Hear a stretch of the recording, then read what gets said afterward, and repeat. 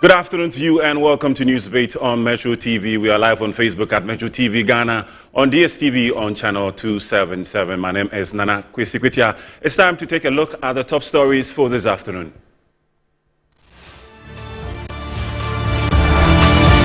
Komfo Anokye Teaching Hospital suspends admission of new cases at its accident and emergency center following the latest wave of congestion at the health facility.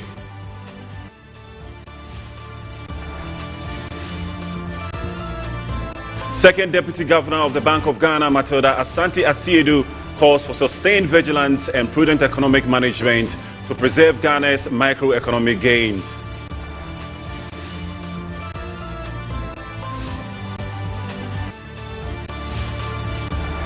Later on Good Afternoon Ghana, we will be looking at 11 years after the June 3rd disaster. Has anything changed? This and many more coming up. Stay tuned.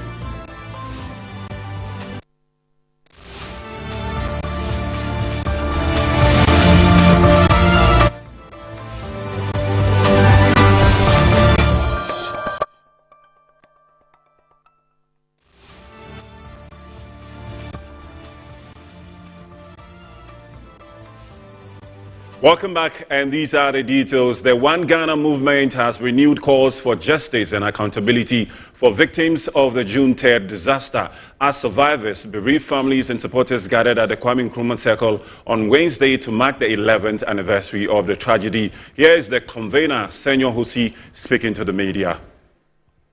Unfortunately, the Accra Metropolitan Assembly, whose duty it was to enforce planning and safety rules, has shown inconsistency in its participation in this legal engagement, even attracting fines for failing to appear. These are not my opinions. These are not the opinions of my friends here, our victims here. These are facts on record. Yet 11 years on, the victim still waits.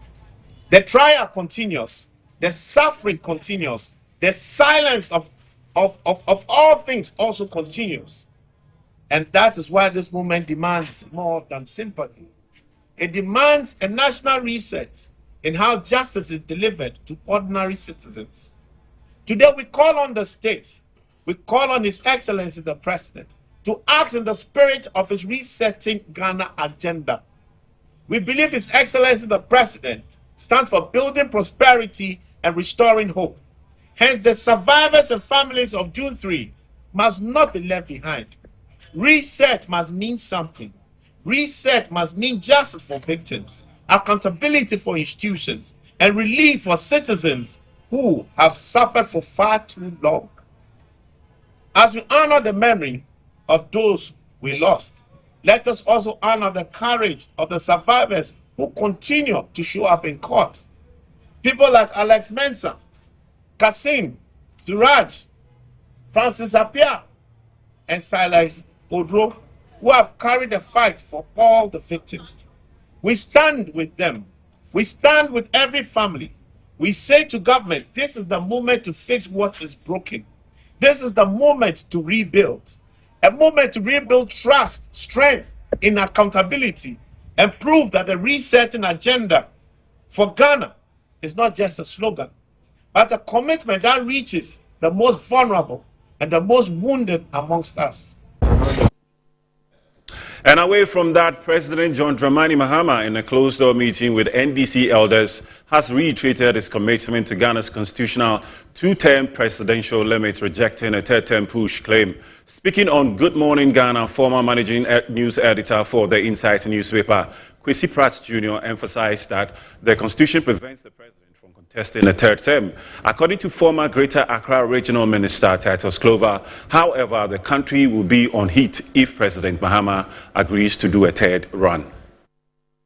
This is a master stroke from President John Dramani Mahama. Clearly, a master stroke. And you recall that when this discussion started, I made the point that I was not expecting the Mahama I knew to go for a third term. Right, I recall. And that if he went for a third term, it would surprise me, because I've known him over many years. And I didn't think that the Mahama I knew would opt for a third term. I made this very clear from the very beginning. The other thing that I think is important to state is that there was no offer for him to accept or reject. The Constitution is very clear. He cannot go for a third term. Okay? So it's not like there was an offer, that he has refused. He couldn't have gone for a third term. Indeed, if he had to go for a third term, it would have entailed an amendment of the Constitution and some political maneuvering and so on, which in the end would have destroyed his image, his legacy, and so on, and weakened the National Democratic Congress considerably. There are 36 million Ghanaians. To actually think that only one out of the 36 is capable of leading the country, I think is a big insult to the whole country. And I think it speaks to the lack of confidence in the Ghanaian population and so on. The question put before the president by the Council of Elders of NDC was totally needless. And why do I say this? The president on quite a number of platforms have made it categorical that he's not interested in a third term. So why do you want to trap him? Why do you want to trap the president to commit him on his word? So for me, I felt it was totally needless. If the president has agreed to go on a third term, he will have set this country into an inferno. Yes, this country will have been on a heat because it's not going to help us. A whole soldier for 11 years who governed us with gun before he metamorphosed himself into a constitutional rule. 19 years, could not amend the constitution. Yeah. He buy out graciously. May he so rest in peace. President Rawlings, he could not amend the constitution. When even he was at his peak, he said, look, I've done my bit. So let me go and usher the country into the constitution. President Kufuor could not amend it. Professor Mills, may so rest in peace. He couldn't finish. President Mahama continued. 2016. So he just want to fulfill his second term and he has done it. But I can tell you, the NDC, they are crying because they know they don't have a better candidate. That's why they are crying. And in other stories, the Komfo Anokye Teaching Hospital in Kumasi has temporarily suspended the admission of new cases at its accident and emergency center following a latest wave of congestion at the health facility. It has consequently urged the public to make use of peripheral hospitals in the region until the situation at its A&E centers improve in a day or two. Statement signed by the head of his public affairs unit, you for help. And released in Kumasi today, the hospital noted that the A&E Center, which was originally designed as a 37-bed facility, currently has 61 patients on admission at its orange, yellow, and red critical wards, with 34 others in a queue waiting for their turn. The statement sent, in order not to unduly endanger the lives of critically ill patients, the hospital has deemed it appropriate to temporarily curtail further admissions so that the backlog of cases could be attended to in the next 24 hours before new ones could be admitted. It noted that the management of the hospital was engaging the leadership of the Ashanti Regional Health Directorate to see how other hospitals in the region could be made to hold the fort, pending improvements in the situation at the A&E Center of the hospital. The statement, however, gave the assurance that all the neonatal, pediatric, and obstetric emergency facilities at the hospital were not affected by the current temporary suspension of new cases.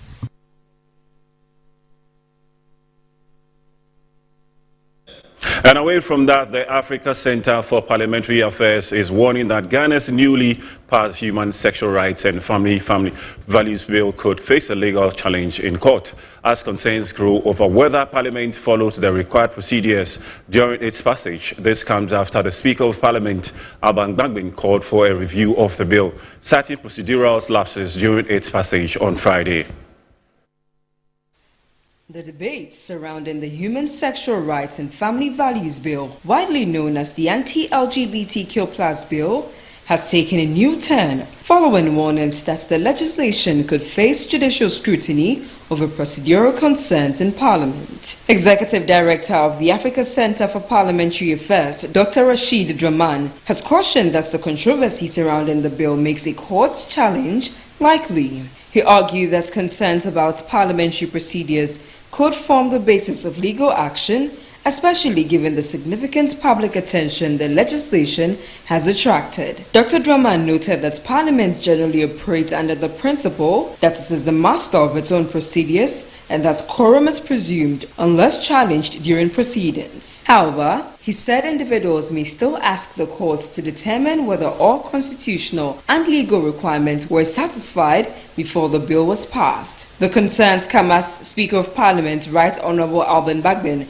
has also raised questions about the manner in which the final stages of the bill were handled. The Speaker expressed concern over whether members of Parliament received the final version of the bill, including all adopted amendments, before the third reading. Where a bill has passed through the consideration stage, the third reading shall not be taken until at least one sitting day has elapsed.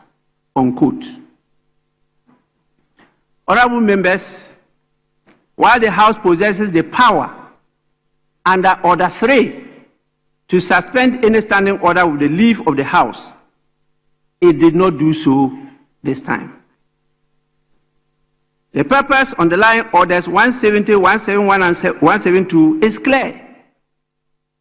These provisions exist to ensure that members are afforded a meaningful opportunity to know with certainty the exact text of a bill upon which they are called to take a final legislative decision and to permit adequate reflection before the House finally commits itself to a legislative position. In the aftermath of the proceedings of the House on Friday, concerns have been raised as to whether the final text of the bill, incorporating all amendments agreed to during the consideration stage, was available to members in a manner that enabled them to fully appreciate the exact form of the final bill before the third reading and ultimate passage into law. That any final decision taken by the House reflects not only the will of Parliament, but also the fullest support of Ghanaians in the law that is ultimately enacted. Honorable members, I remain confident that honorable members will approach this matter with wisdom, patriotism, mutual respect, and a shared commitment to the integrity of our parliamentary democracy and the dignity of this House.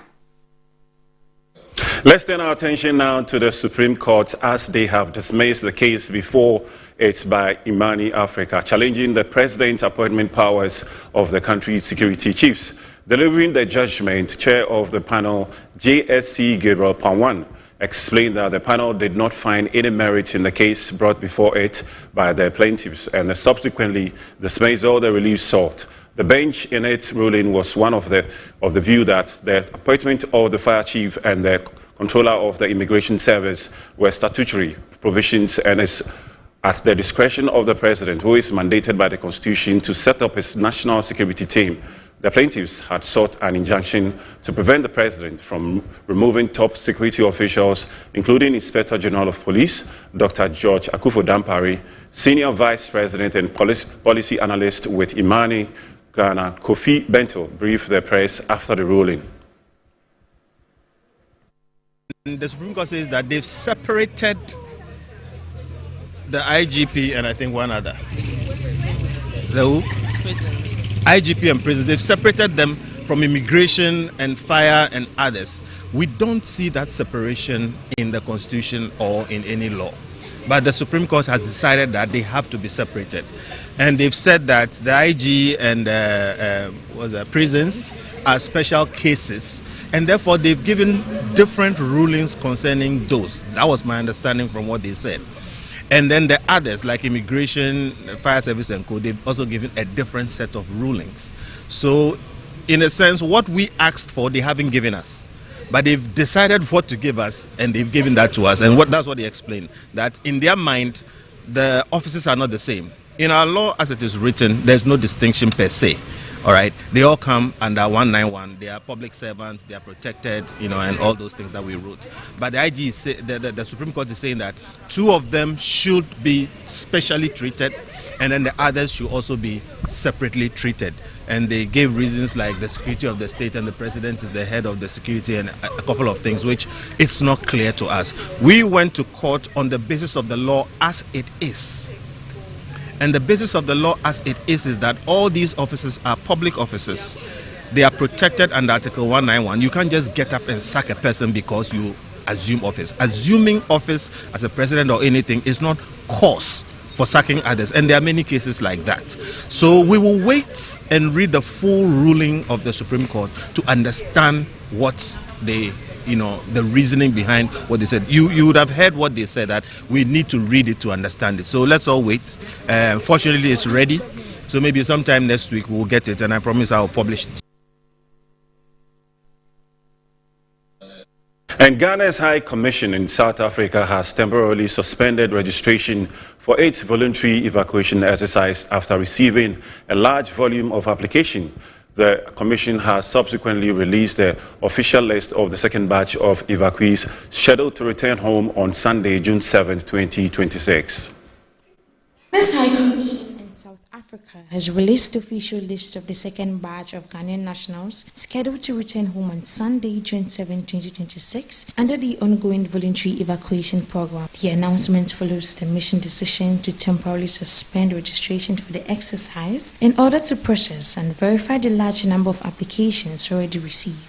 In a notice issued to Ghana's community in South Africa, the High Commission outlined arrangements for applicants whose evacuation requests have been approved and confirmed the preparations are underway for their return to Ghana. The mission also announced the registration for the evacuation program was suspended effective Tuesday, June 2, 2026. According to the High Commission, the suspension is necessary to allow officials and relevant Home Affairs authorities sufficient time to screen and process the growing number of applications submitted so far. More than 1,500 Ghanaians living in South Africa have reportedly registered for the voluntary evacuation exercise, with the verification and processing currently ongoing. In its statement, the High Commission emphasized that the temporary suspension does not mark the end of the repatriation program. It assured Ghanaians who have not yet registered that another registration phase will be announced once the current batch of applications have been fully processed. The latest development comes as Ghanaian authorities work to manage increasing interest in the voluntary repatriation program while ensuring that all applications undergo through thorough assessments before the next registration phase begins.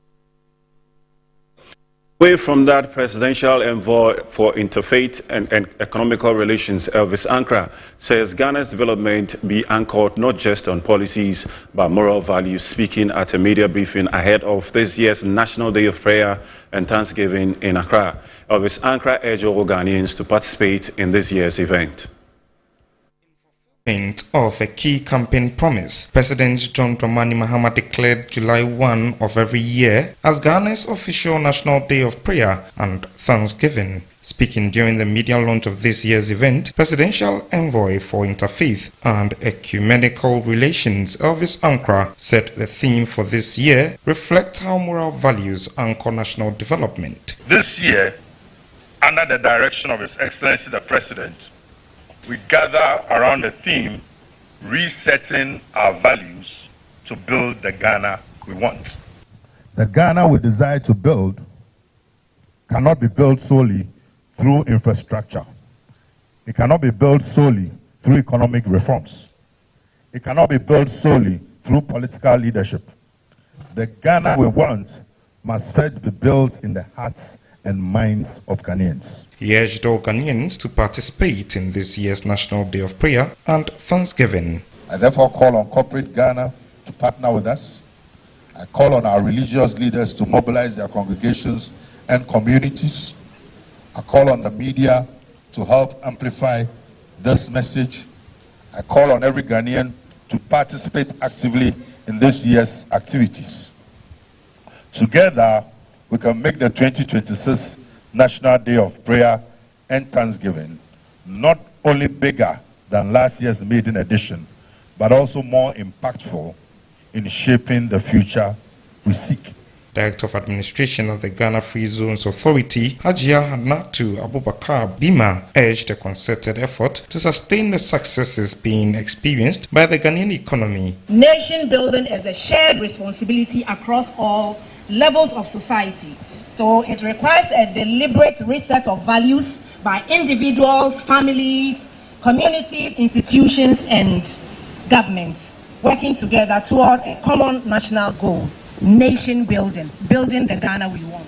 President of the Evangelical Presbyterian Church, Reverend Dr. Cyril Fayusi, said Ghana's development challenges can directly be linked to a decline in moral values. There is a growing recognition that our developmental challenges are not only economic or political, they are also moral and ethical. The future of Ghana will be determined not only by the policies we formulate, but also by the values. The event slated for July 1 would be held at the national, regional and district levels with the ultimate aim of promoting the spiritual and moral. And in other stories, the Minister for Interior, Mubarak Mohamed Muntaka, has assured security personnel in the Volta region of the government's continued commitment to improving welfare and working conditions of officers who dedicate themselves to safeguarding Ghana's borders and maintaining peace and security across the country. The minister gave the assurance during a working and familiarization visit to the Volta region. The visit forms part of the government's broader efforts to strengthen security operations and address concerns affecting the effectiveness and well-being of personnel stationed along the country's borders. As part of the tour, Muntaka was accompanied by the Volta Regional Minister, James Gunu, as well as regional, municipal and district security commanders and other key stakeholders. The delegation inspected official border posts at Aflao and Akanu and also visited several unapproved routes within the Ketu South municipality, which are often used for illegal cross-border activities. Speaking to the media after the inspection tour, Interior Minister acknowledged the sacrifices security personnel make daily under difficult conditions to protect the country's territorial integrity. Like I told the commanders, we are not promising heaven because I've come here tomorrow, they wake up and all the problems will be gone. But the assurance is that we've noted most of their concerns, and as we get back to Accra, we'll deal with them. Many of them, we knew about them before we came.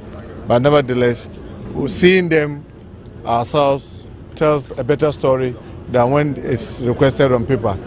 So we are assuring all of you and the good people of the Aflao and its environs, those concerns will be taken care of. And by the grace of God, we work as seriously to resolve most of the challenges as much as possible.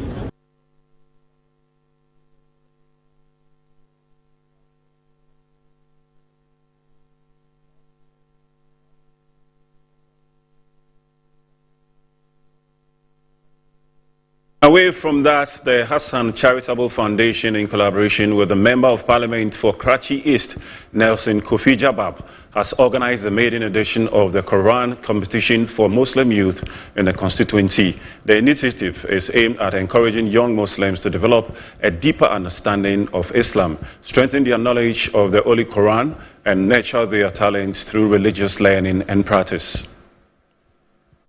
The competition, which was held in Dambai, brought together participants from various Zongo communities across the constituency. Contestants demonstrated their knowledge of the Quran through recitation, interpretation, question and answer sessions, and the citation of Quranic verses. Speaking to the media, Member of Parliament for Karachi East, Nelson Kofi Jabab, explained that the competition forms part of efforts to support the moral and educational development of Muslim youth. Our work as MP, every MP or politician, we collaborate with religious leaders, we collaborate with traditional authorities.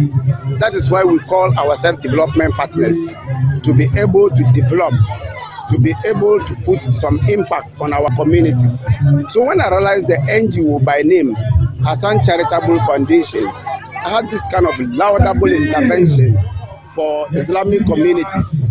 I decided to call on them, I decided to partner them so that we organize Quranic recitation competition among the young Islamic learners. And by this way, we can espouse the learning talent in them. The Chief Executive Officer of Hassan Charitable Foundation, Al Hassan Abubakar, described the competition as a significant step toward promoting learning, discipline, and talent development among youth Muslims. We have a lot of elites, both secular education and then the Arabic sector. I've realized that a lot of the youths are no more studying Arabic, and even especially the secular education. So we want to use this medium of organizing quiz competition so that they can learn more and become used to secular education and Arabic studies. The Maiden Quran competition is expected to serve as a platform for discovering and nurturing talented young Muslims while strengthening Islamic values and fostering peaceful coexistence within the Karachi East constituency. And still on education, the National Association of Institutional Suppliers has announced plans to stage a picketing exercise at the Ministry of Education on June 11, 2026, in protest over the government failure to settle outstanding payment owed to its members under the Free Senior High School program. There is more in the following report.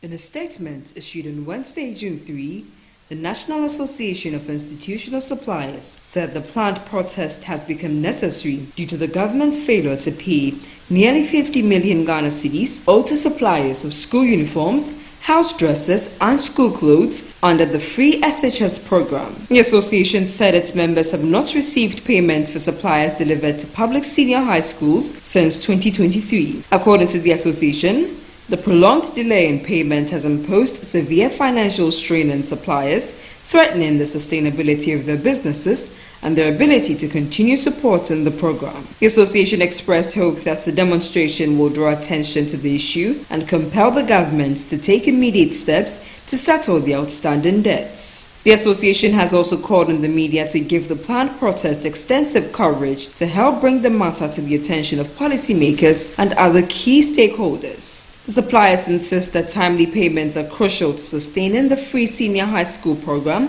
and ensuring uninterrupted supply of goods to schools. The picketing exercise is scheduled to take place at the Ministry of Education on June 11, 2026.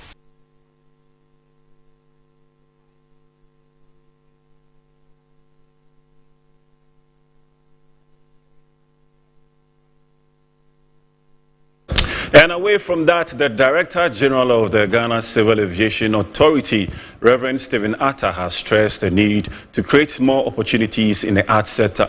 Speaking at the Communication Africa Summit 2026, Reverend Stephen Atta said the authority is focused on reducing travel costs to boost tourism in Ghana.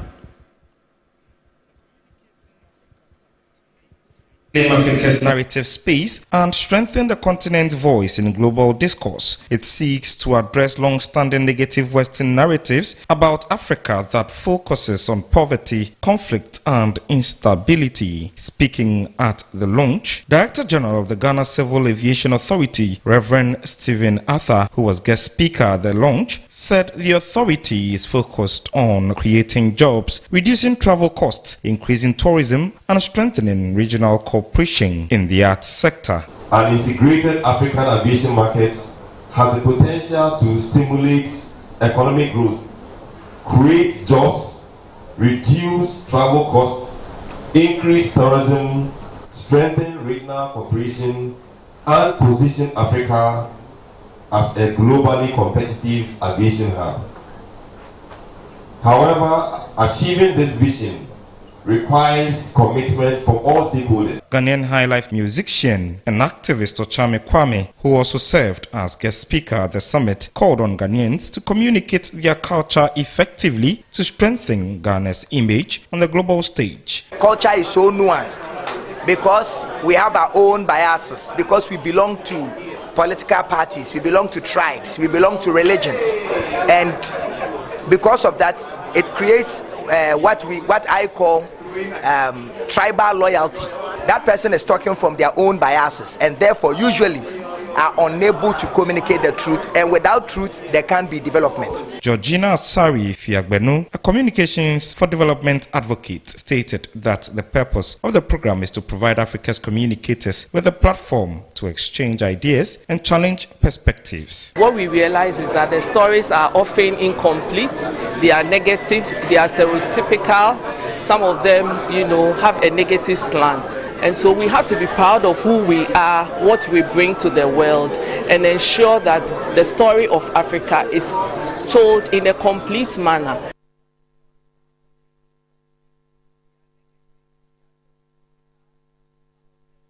Let's turn our attention now to the second Deputy Governor of Bank of Ghana, Matilda Asante Asiedu, and she has called for sustained vigilance and prudent economic management to preserve Ghana's recent microeconomic gains, warning that stability achieved today must not be taken for granted. She gave a keynote address at the Money Summit held under the theme Building Trust, Capital and Stability for Ghana's Economic Future.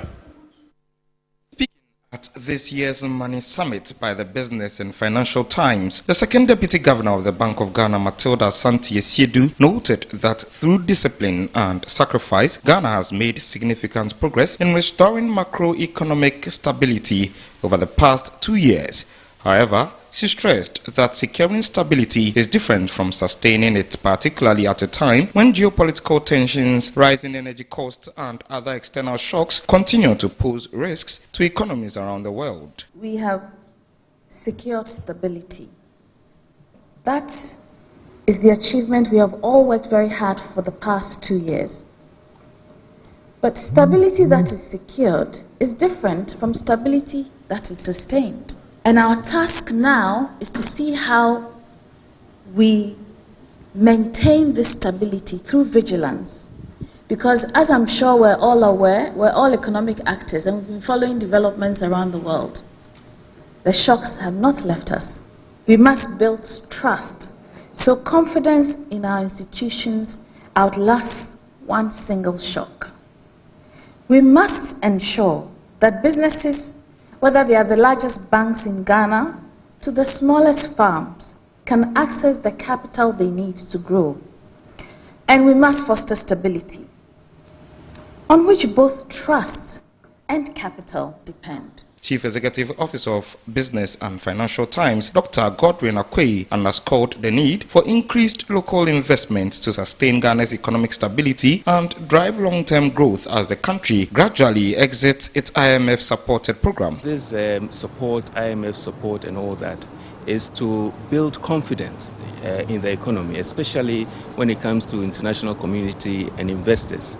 The IMF support has been there to boost confidence. Now that we are getting to a stage where we are wearing ourselves out of this IMF deal, it is for us to, as a local economy, find capital within to sustain the economy. So this is what we are talking about, to encourage people in the Ghanaians domestically to mobilize funds, encourage people to invest, whether small pesos or cedis. As we save, it becomes investment, and then the economy will grow and be resilient. The summit intended to address the next challenge facing the economy, that is how to convert recent gains in macroeconomic stability into sustained growth, stronger institutions, and broader economic participation.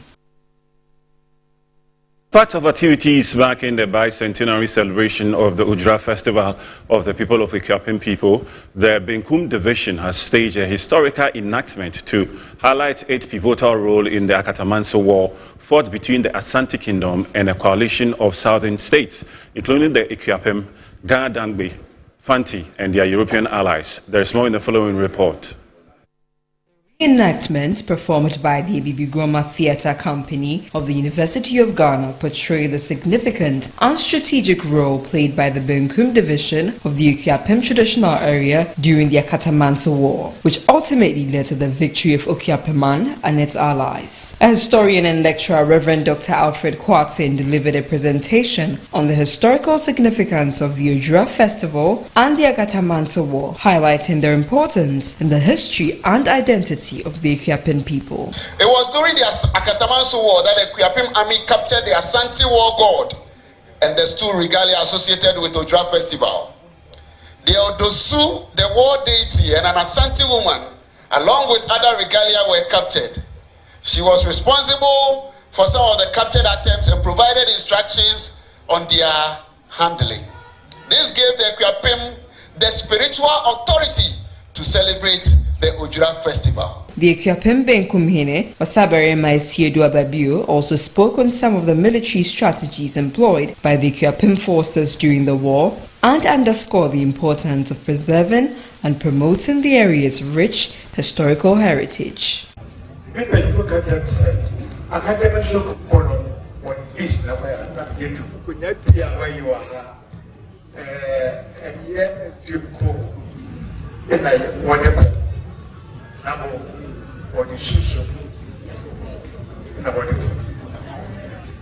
I said, remember how you had to treat at the forum, the original of my and our friend, ladies, so some of my children, near what they are the when you know, go back home. Madam,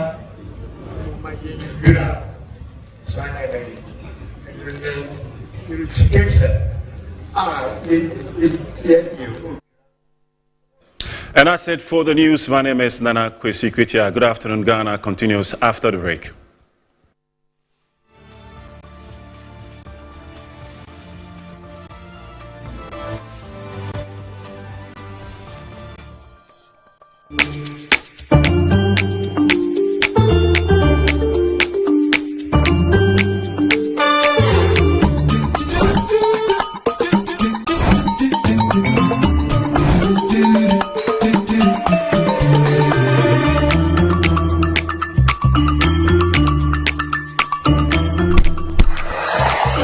Hey buddy, it's me Azar. Yeah, me now they see. Hey, you don't look fresh. Hey, hey. When your label today, wait till you see what's inside me. Azar, freshly made inside and out for greater coverage and colors that last longer and beautify your walls, spaces and places. Azar, no size. Go ahead. Buy now. Azar, #1 from Azar Group since 1921.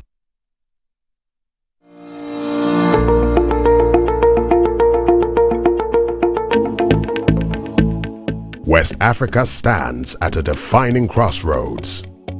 A region rich in opportunity, yet challenged by fragmentation, policy divergence, and structural constraints that continue to limit its full potential. The African Continental Free Trade Area offers a historic pathway to unlock trade, strengthen regional value chains, and accelerate economic transformation.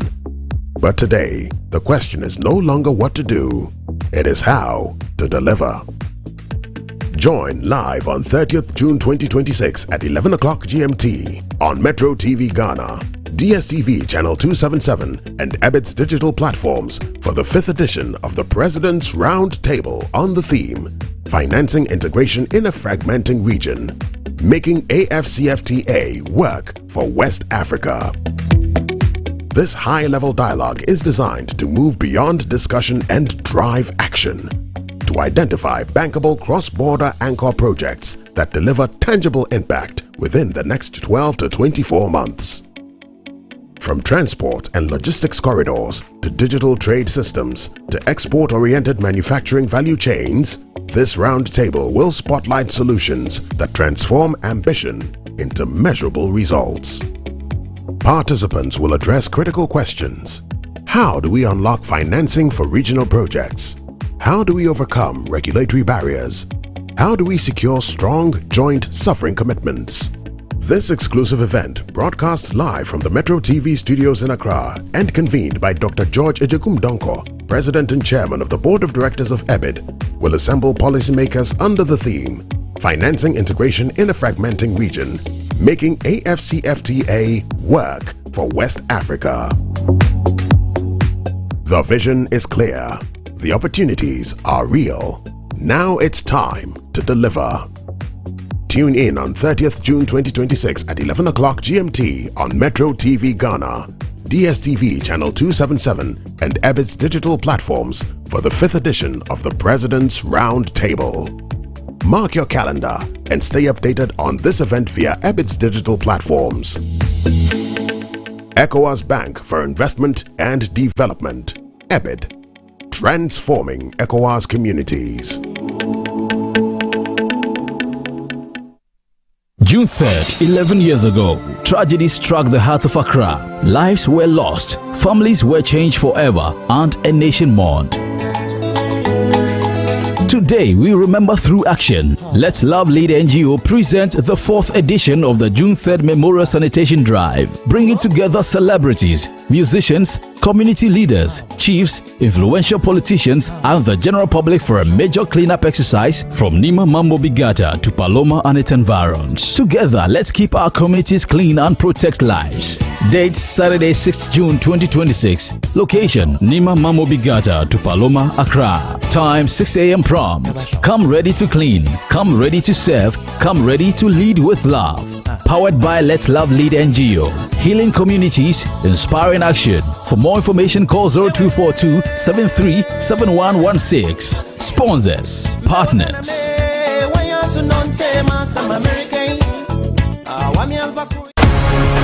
Go Black Stars, go all the way till the end, to victory. We'll keep on cheering you until you have the trophy in your hands. Go Black Stars all the way. Football, it unites all of us. There is no escape from the medium of football. It unites all Ghanaian, it unites all Africa. And this time we are praying for Africa to make an impact, starting with Ghana leading the way. So watch it and support the Black Stars all the way. If your choice is Metro TV, good for you. Catch every moment loud and live on Metro TV, Original TV, and Original 91.9 FM.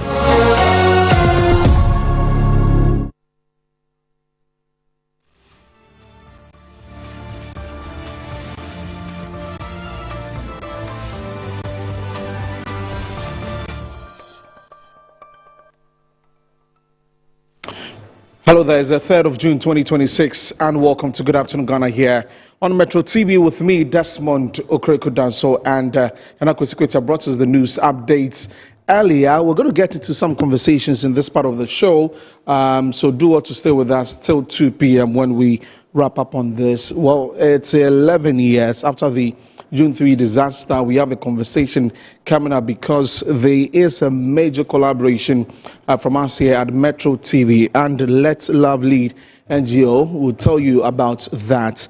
And then we will also go to Kumasi because there's something happening at the Komfo Teaching Hospital. Very, very disturbing situation there. We'll be speaking to our regional correspondent in a bit for more information on what exactly is happening at the Accident and Emergency Center of the hospital. And then later on the show, we'll talk about the Black Stars. As you know, we're bringing to you live 35 matches from the FIFA World Cup. And so we would speak to the sports team, especially after yesterday's game, 1-1 draw game between Ghana and Wales. A very last-minute goal conceded there by the Black Stars. We'll talk about that, our chances at the World Cup also. So stay with us across our social media platforms on Facebook, Metro TV Ghana. On YouTube, we're also live on the Metro TV Ghana and DSTV channel 277. You can watch us live on there. And of course, on radio, it says 94.1 FM. So if you're stepping out, you can tune into radio 94.1 FM and tuning into the show. So we would head to Kumasi first because the management of the Komfo Teaching Hospital has temporarily halted new emergency admissions after its Accident and Emergency Center became overwhelmed with patients exceeding its intended capacity. Now, the hospital announced that the facility, which was designed to accommodate 37 patients, is currently handling far more than it was built for, raising concerns about its ability to safely provide care to critically ill patients. So in the statement that was issued by the hospital yesterday, Tuesday, June 2, it said that 61 patients are currently admitted across the orange, yellow, and red critical wards, with an additional 34 patients waiting for admission. And now it has become an overflow, which has made it impossible for them to accommodate new emergency cases. Let's cross over to Abdul Basit Suleiman. He's our regional correspondent in the Ashanti region for more on this. Basit, good afternoon. Thank you very much for joining us. So the statement from the management of the hospital is out, as we know. Have you been to the hospital? What can you report from the A&E Center? Yes, Desmond, good afternoon to you and good afternoon to our viewers. I've been to the Konfo-Anokye Teaching Hospital. The situation there is not something that is very encouraging at all. You know, Konfo-Anokye itself is a place that, according to the management, receives a lot of patients daily across the country. You know, out of the 16 regions, Konfo-Anokye serves about 12 out of the 16 regions in terms of patient admissions and in terms of emergency care provision. And you know, with the halting of these receiving new emergency cases, the management argued that it has come very necessary for them, so that it will help to safeguard the lives of critical ill patients that are currently receiving treatment at the facility. Even though they urge public to seek medical care at other peripheral hospitals across the region, so that as they also make efforts to decongest the place. You know, because of the population that the hospital is receiving daily, most of the time when you get to the entrance of the accident and emergency center, the moment you enter the reception area, you will see hospital beds placed at vantage point where patients are even lying, others are lying on the floor, while others are also on stretchers and beds within the reception area. That tells you the smallest of the space. And according to the management of the hospital, they are looking at around 24 hours to 72 hours to be able to manage some of the cases over there, so that they will start admitting new cases. As you rightly said, the emergency center initially was built to accommodate only 37 beds, but currently the facility is having more than times 2 of the population that are supposed to be at the facility. Basil, let me ask a question on something you mentioned, that they're looking at 24 hours to 72 hours to be able to manage some of the cases, but it's an accident and emergency center. What if they aren't able to do that? And in fact, when they say managing the cases, what do they exactly mean by that? You know, there are other patients on admission over there. So they are looking at some of them, if some of them could be treated and transferred to the other wards of the hospital, they would ensure they do that. That is why they urge the public. Those, you know, Konfo-Anokye is not a walk-in center, it's a referral center. And most of the peripheral hospitals refer cases to the place. So they inform those hospitals, instead of bringing those cases to Konfo-Anokye, they can hold them over there, manage them, or if possible, look for a specialist care center to transfer them instead of bringing them to the hospital, so that they will have time for those on admission currently. They will be able to manage them. If there is a space, then they will open up for other admissions to come in. That's what they really mean by that. You know, all these situations has come as a result of, you know, Ashanti region would have not been overwhelmed with it if other facilities have been prioritized. You know, we have the 500-bed capacity of our military hospital, which is under construction but has been abandoned, and the Ashanti Regional Hospital at Zeruwa, which is 250-bed capacity. That one too is not functioning as I speak with you now. There is a trauma center at Obuasi. If these facilities have been in place, I'm not sure we will be where we are today. So the situation current, even though I've not witnessed stacking any patient who is coming to assess the emergency care yet, but I know it will. If these things have not been addressed, I'm sure it will get to that instance where patients coming to assess emergency will be asked to go elsewhere for emergency care. But Ambassador, have you been able to speak to any of the patients or relatives who are around the center to gauge their thoughts about this? What have they been telling you? You know, those on admission, they don't have any problem with the incident, but those coming in, and because it's a referral center, the hospitals that are transferring them have informed these patients already. So today, for instance, I don't know if they've gotten the information. We've not witnessed any arrival of ambulance or any other new entry to the hospital. You know, the hospital itself is having its own polyclinic that also manage other cases before if they are referred to the accident center.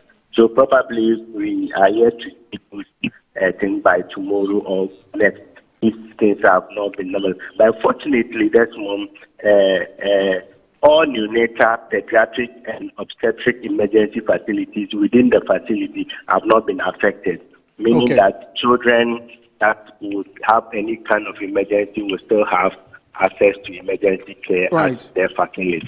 Bassett, we also know that there are conversations for other health facilities in the region to support in this current situation at Kath. Which facilities are we looking at? Well, we have other district hospitals like Suntresto, Kumasi South Hospital, Menchia District Hospital, among others. You know, these are district hospitals. You know, most of these hospitals too do not have enough specialists who would also take care of this backlog of patients that will be transferred to their facilities. And looking at this situation, this also calls for prioritization or investment in specialist care training so as to decentralize our specialists across all these district hospitals. You know, apart from those within these urban centers, when you go to the rural community, it's difficult for you to have a facility that has a specialist. So we take almost all of them are transferred to Kumasi to assess emergency care at the other peripheral hospitals or Konfanochi teaching hospitals. So we are yet to know within this small facility if they will be able to also take care of this emergency care so Konfanochi is ready to absorb them. Right, Bassett, thank you very much for giving us the updates there. We'll definitely come back to you on News Tonight for more on that. So you heard from our Ashanti Regional correspondent, Abdul Bassett Suleiman, giving us some updates on the happenings at the Konfanochi Teaching Hospital, where the Accident and Emergency Center has been closed to new admissions between 24 hours and 72 hours, as the management of the hospital says they're managing the situation, and they have been coordinations with the health directorate in the region to get some support from other health facilities there. We'll bring you that subsequently, more details on that. We're back in here, and it's exactly 11 years, June 3, 2025, that Ghana witnessed a tragic twin flood and fire catastrophe that claimed the lives of over 150 people and several others injured. After so many years, what are the lessons we've drawn from this?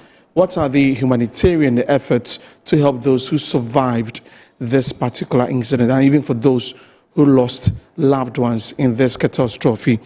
This afternoon, we'll be speaking to our guests from Let's Love Lead NGO. They're in here with something special, and this is in collaboration with Metro TV, and this is what we are going to talk about this afternoon. So, Esifua Boris Hemmans is Public Relations Officer for Let's Love Lead NGO, and also Abdul Fattah Al Hassan is Mayor of Nima. They've joined me in studio for us to talk about this and several other projects that they're embarking on. Welcome to Good Afternoon Ghana. Thank you so much for joining us. And before we get into the conversations, right, the One Ghana movement has renewed calls for justice and accountability for victims of this particular disaster we're talking about.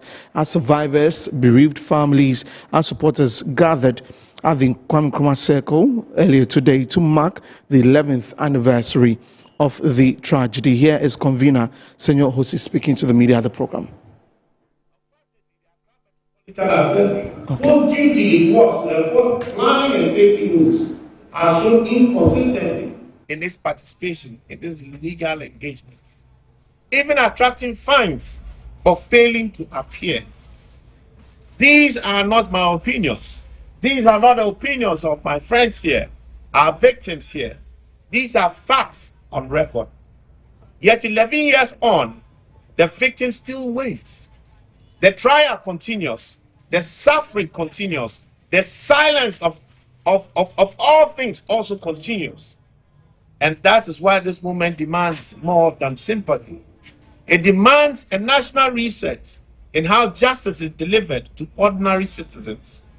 Today we call on the state, we call on His Excellency the President to act in the spirit of his resetting Ghana agenda. We believe His Excellency the President stands for building prosperity and restoring hope. Hence, the survivors and families of June 3 must not be left behind. Reset must mean something. Reset must mean justice for victims, accountability for institutions, and relief for citizens who have suffered for far too long. As we honor the memory of those we lost, let us also honor the courage of the survivors who continue to show up in court. People like Alex Mensah, Kasim, Suraj, Francis Appiah, and Silas Odro, who have carried the fight for all the victims. We stand with them. We stand with every family. We say to government, this is the moment to fix what is broken. This is the moment to rebuild. A moment to rebuild trust, strength in accountability, and prove that the resetting agenda for Ghana is not just a slogan, but a commitment that reaches the most vulnerable and the most wounded amongst us.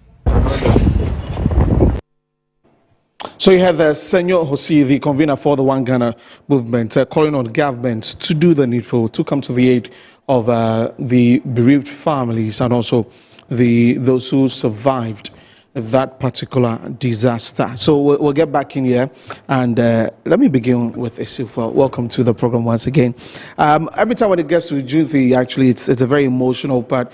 You see a lot on Facebook, people sharing their dues and what happened on that day. Of course, from Uncle Fredima, Fred Chambers, he always posts what exactly happened and all that he lost there, and also some of the victims that over the past years we have also spoken to. But Esifua, let's begin from Let's Love Lead. For many of us who are probably hearing of the NGO for the very first time, what is Let's Love Lead NGO? What have you been doing? What the gentleman said, right. Talking about some of the things that we need to do. Since June 3rd happened, what have we done in order to make sure that the victims are being taken care of? What have we done to make sure that those who have lost items, are at least finding their feet in life again? What have we done to make sure that something like that doesn't happen again? Quite recently, you know that it's been raining a lot and the floods have started again. Are we waiting to experience another June 3rd before we make that move? Let Love Lead is not waiting for that. And that's how come we're here to talk about our sanitation drive. But before we delve into the actual sanitation drive that we're doing this Saturday. Let Love Lead is that NGO that was founded by Dawood Akwesi Agyeman, popularly known as Big Dawood. He loves kids, and that's where it started from. He has this urge to want to help society, and he called his people together and said, you know what, this is a little that we can do. If we start, maybe people would come through and help with all the visions that we have to push through. Since we started, we've done a lot of things.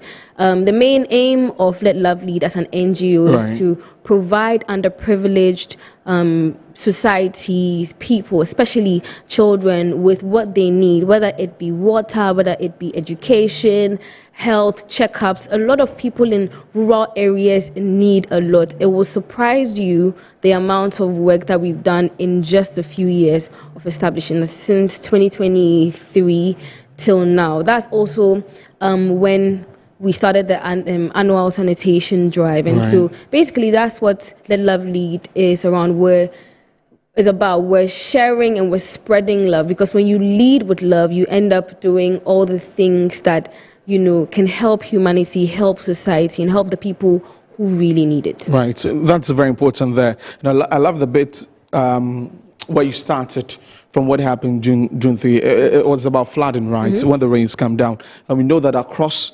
the drains around that area, lots of them are choked, not allowing the free flow of water. And it's something that we really need to look at, because you find a lot of the gutters choked with all kinds of things in there. So that's it about Let Love Lead, as Sifo has shared with us.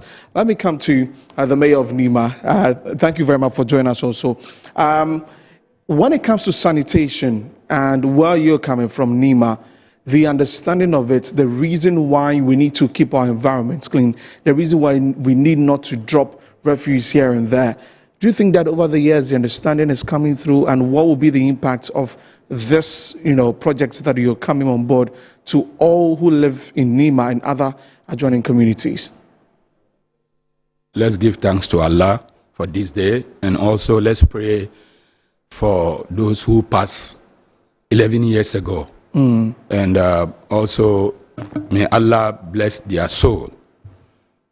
This year, 11 years, Let Love Lead NGO. Big up to Big Dawood for this good initiative that it took after the disaster. Because today I was watching television in the morning whilst I was listening to the victims, those who survived. And they are complaining bitterly in terms of they made a promise to them. A lot of things goes on. But Let Love Lead NGO is NGO that cares, that show concern. So last year like this, we had a massive cleanup exercise around the Tree constituency, Korle Klottey, and other places. So after then, we also educate the general public, sensitization, even emulate some of the good practices. Then also those who survive and they are complaining, we, in our own small way as NGO, we manage to donate some items, and some of them also get some physical cash and other things. Also, we're thinking about coming this year to, we need to expand what we did last year.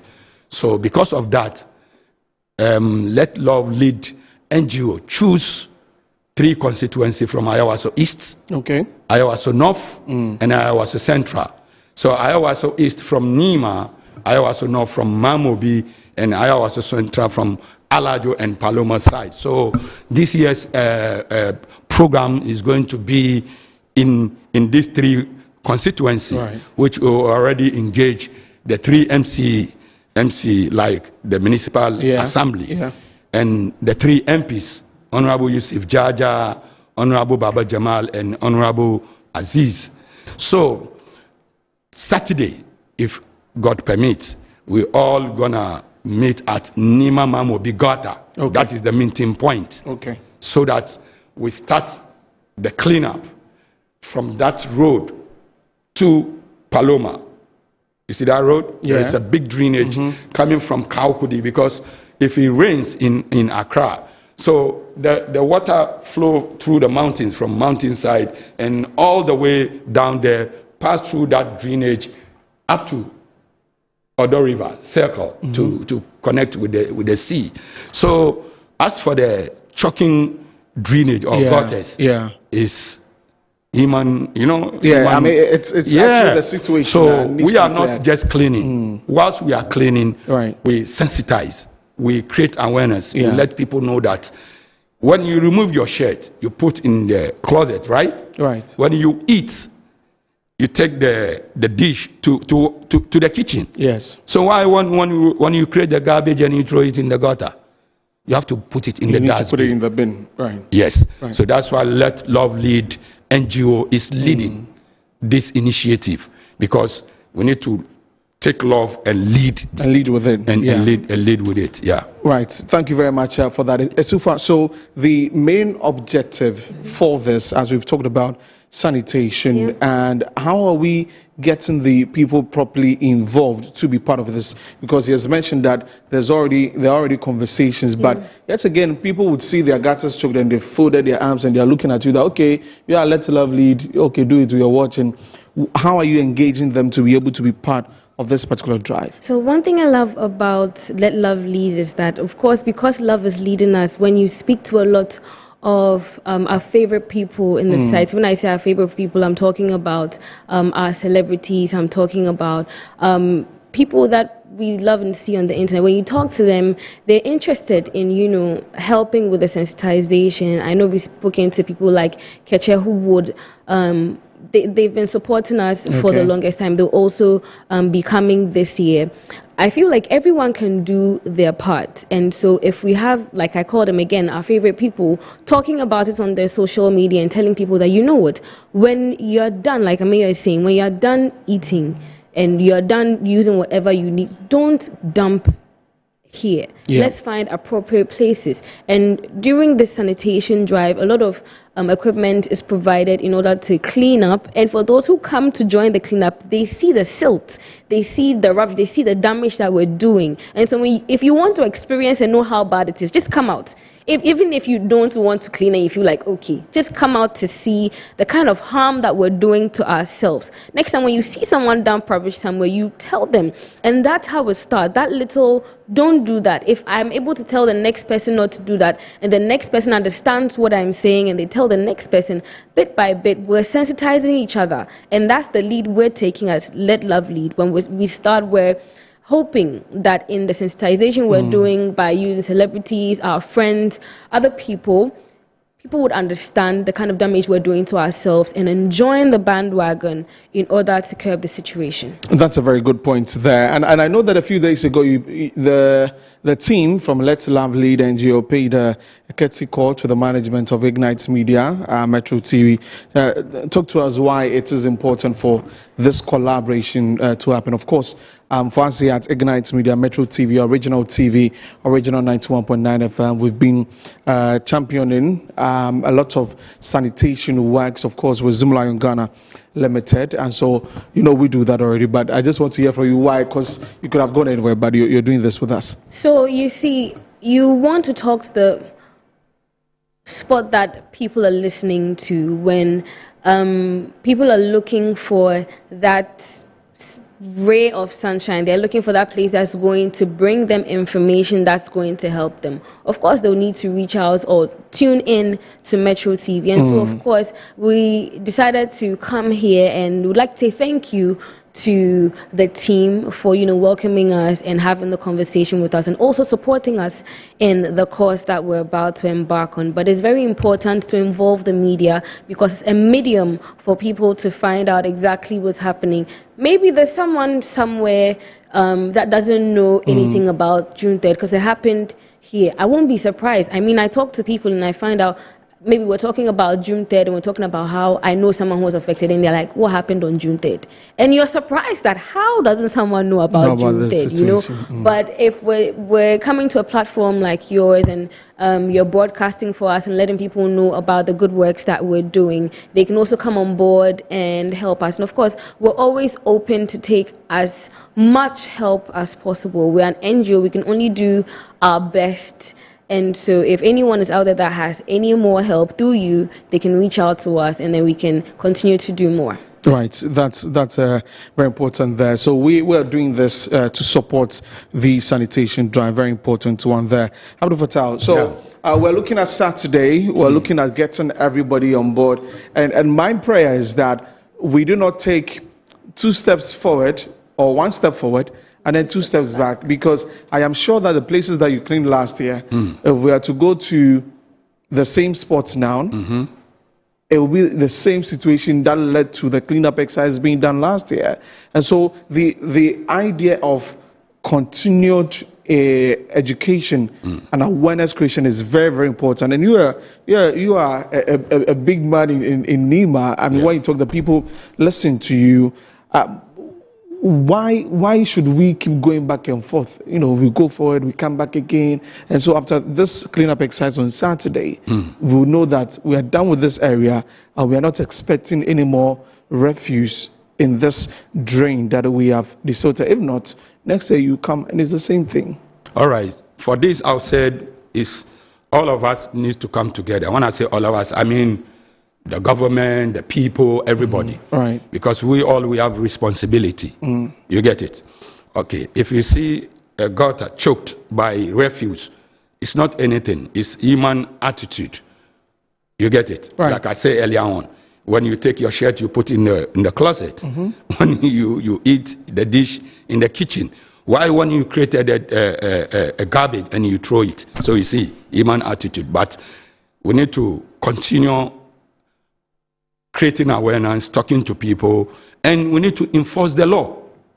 Right. Yeah, we need to enforce the law. So big up to Ghana Fire Service, big up to Ghana Ambulance, big up to IGP, big up to all the stakeholders who supported Let Love Lead NGO initiative back in last 2 years and last year. Even this year, they promised they are coming. And big up to also the Ayawaso Council of Chiefs. They are coming out in NEMA.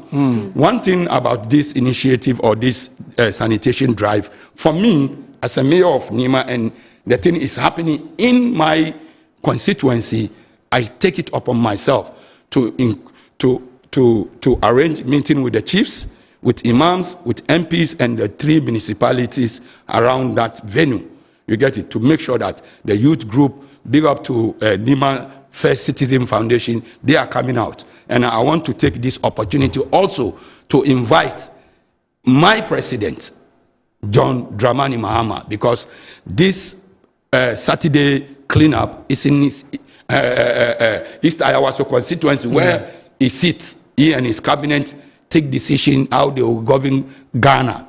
So if they are listening to me, not him alone, including the Chief of Staff, Honorable Julius Deborah, big up to you, and entire Ghana community, not only NEMA, because this June 3rd, it becomes like a national tragedy. It's a national thing. So don't think that you are in someone, you don't care. No. Exactly. Some of the people who got burned, some of them, they are not in circle, they are not from circle. Yes. But they find themselves there the time the thing is happening. For me, I'm blessed. I'm in my room watching on TV that day. Yeah, and I'm sitting in my chair watching the TV, and I'm feeling like, oh. It's a very chilling story. You understand? We are calling upon everybody to be part of it. The youth of NEMA, the youth of Alajo, the youth of Mamobi, the youth of Newtown and Circle and beyond. Please join us, because Shatamichi is coming. The only Magaji of SM family, you know? Okay. Yes. Yeah, right. So let's get into the details of it from Esufwa, and then we can wrap it up. So Saturday, we know 6th June. Yes. What time is it happening? Those coming, what are you expecting them to come with?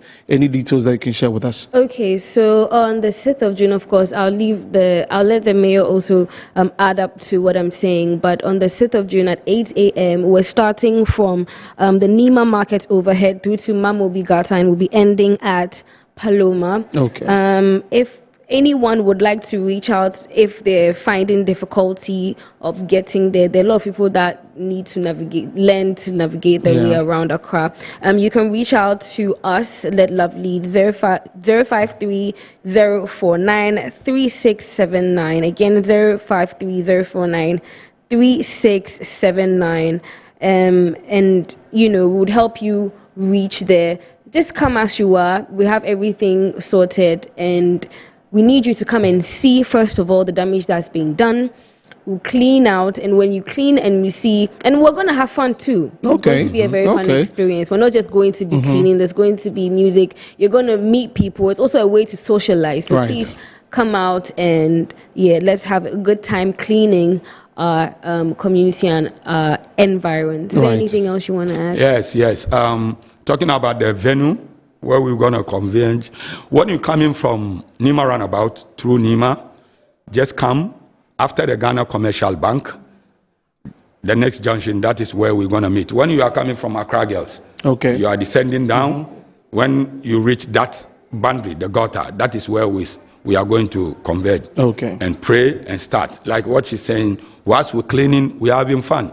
And we are networking as well. True. You get it. That's why I say big up to Keche, Joe, and big up to Shatamichi. And we have surprises also that are coming. Then when we finish everything, then we'll go to ATTC. That school behind the Paloma. That is where we're going to have the discussion, talk to people, also donate some of the items also to those who and also tell the whole Ghana that never again. Let's love lead.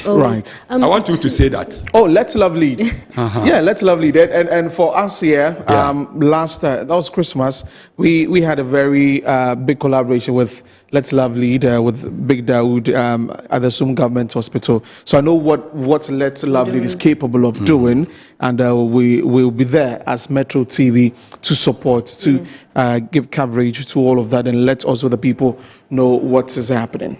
So before you go as well, I just wanted to let people know that you're not only coming to socialize, and we will make sure that you're refreshed as well. So please, we know that we're calling you out to clean. It's essential, but we're not going to leave you to go. We're going to have refreshments for you. And of course, some freebies, maybe some free shirts, some merch. So please come through. Let's have a good time cleaning, socializing, and learning about the little things we do and how they are harming our environment. There's a little that we can do. Thank you very much for coming. Before you go. You want to add something? Permit me to speak outside a little. Definitely. Yes, don't worry. Namaza the matter.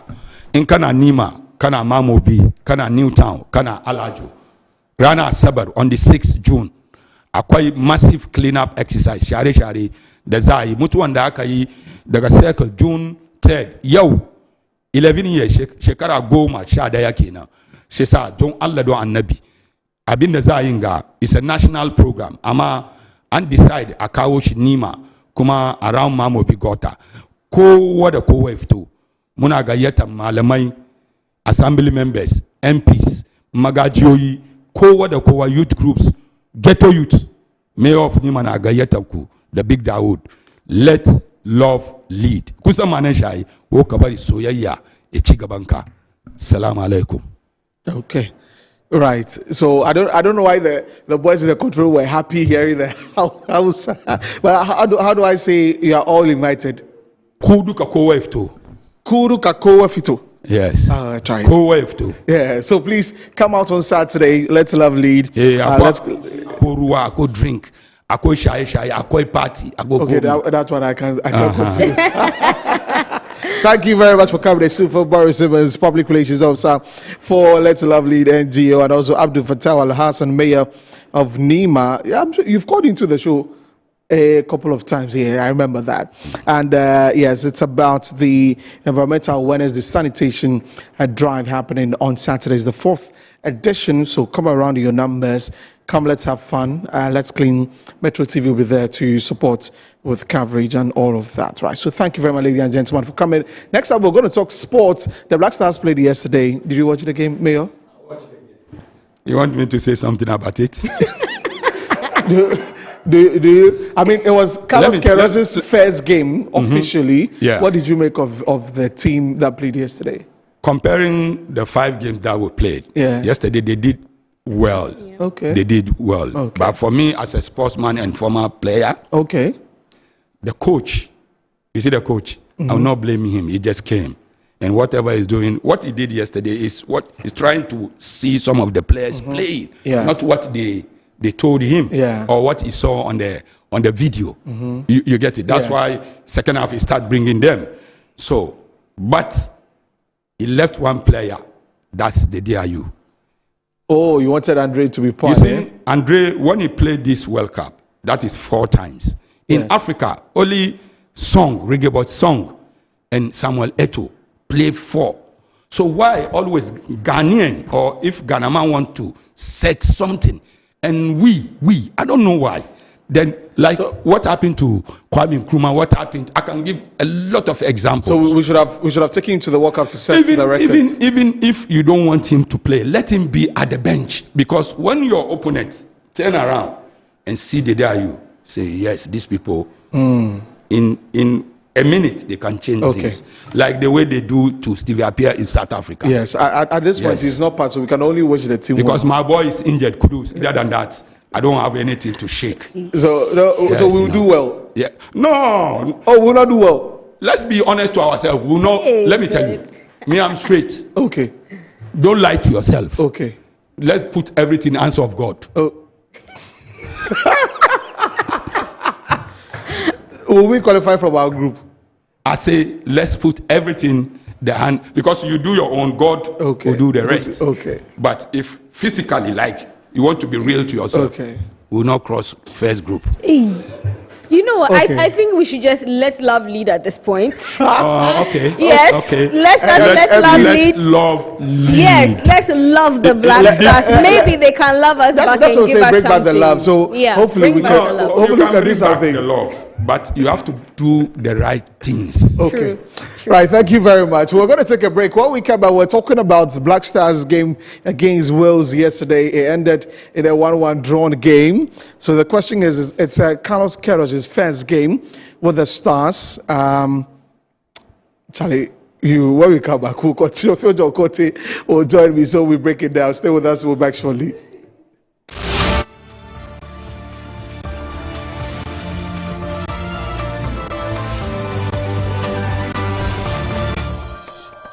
Finding the ideal property shouldn't be a daunting task. At NNC Properties, we believe everyone deserves a place to call home. That's why we specialize in providing affordable housing options under our flagship project, Fresh Property Joy, specifically designed for low and medium income earners.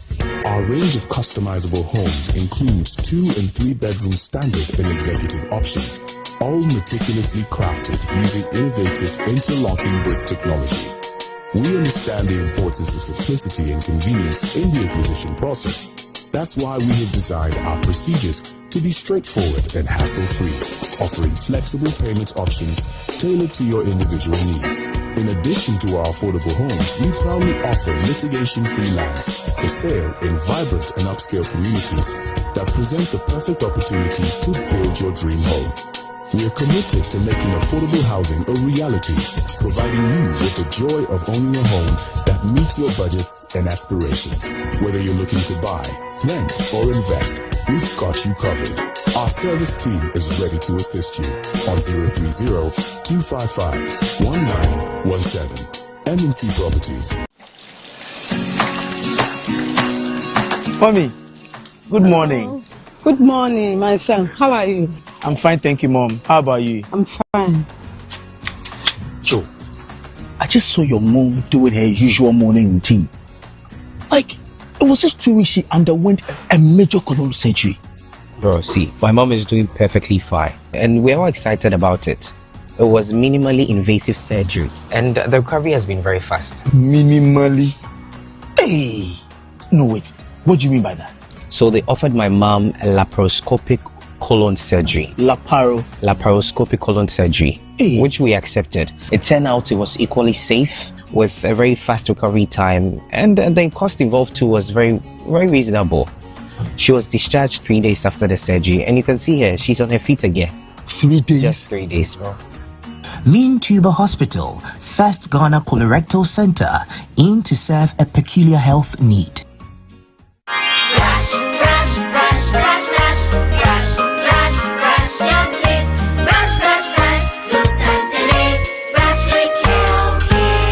Hello, my friends. My name is Kelkit Toothpaste. Wow. I was made to be gentle on your gum, but protected. I will protect your teeth from cavity, make your teeth whiter, stronger, keep your mouth fresh all day. And best of all, I'm strawberry flavored. So put on a smile and try me. That's amazing. Just try me. That's my job. If you say so, jump on my brush. Makes your teeth stronger, chicky whiter, chicky stronger. Yay! You did it! I'm glad you like your new toothpaste. Don't forget to brush both day and night. Kelkits, happy smile.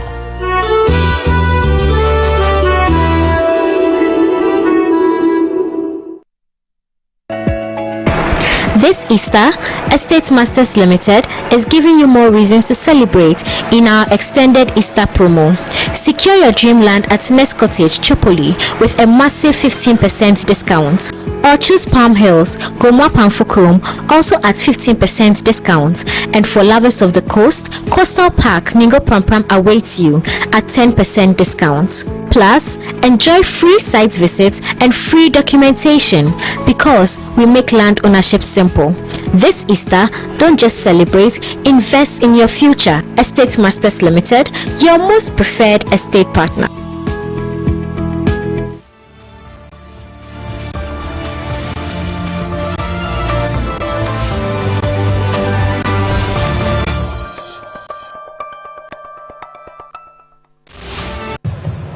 Good evening and welcome to the Cardiff City Stadium for this pre-World Cup friendly international between Wales and Ghana.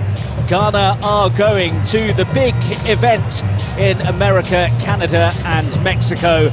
As for Wales, it's been more than 2 months since that painful night against Bosnia and Herzegovina here at the Cardiff City Stadium. The passion of the country being one of the reasons why he wanted to take the job. Here goes Dan James meanwhile. Great ball and great defending as well by Jetai. Got back ever so well there.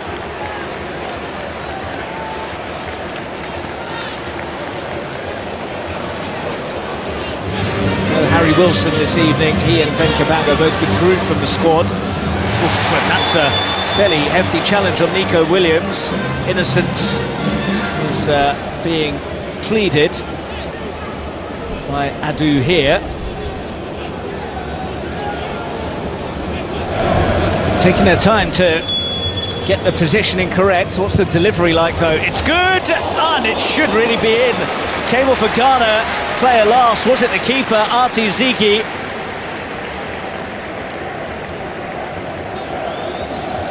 I think it was actually his defender. He was urged to have a hit there, Sheehan. Instead it's a cross, and should be the opening goal. That is a magnificent save from Artie Ziki.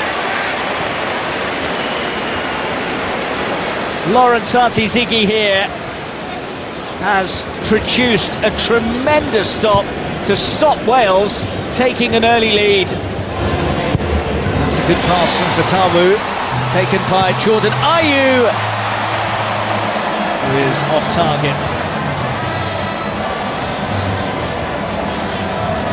He would have been jeered by many in Cardiff during his time playing for Swansea City, and a few cheers from the home fans as that one sailed over. Darlow. Oh dear, not enough on that. Ayew! Darlow makes amends.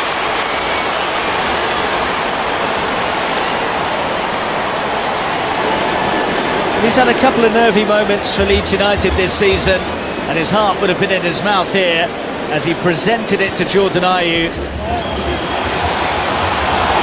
Brought forwards now by Owusu.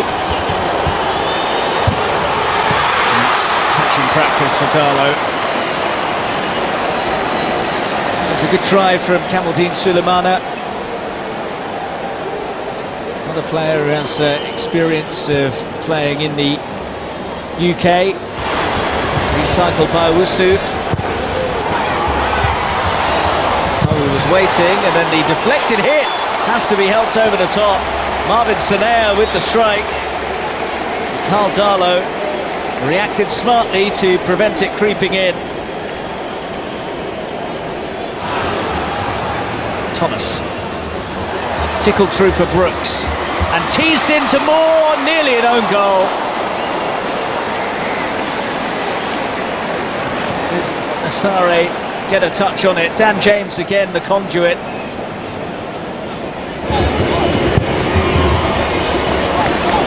Thomas collects and hits. Jete in the way, as he has been a number of times tonight.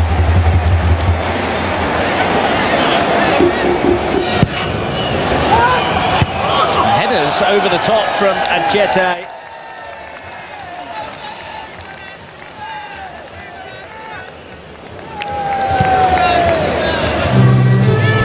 Interception from Thomas Asante. Now picking up the run in is Nuama. Still going, great run, good save, and the rebound off the post. And then the follow-up is in, and Ghana go in front.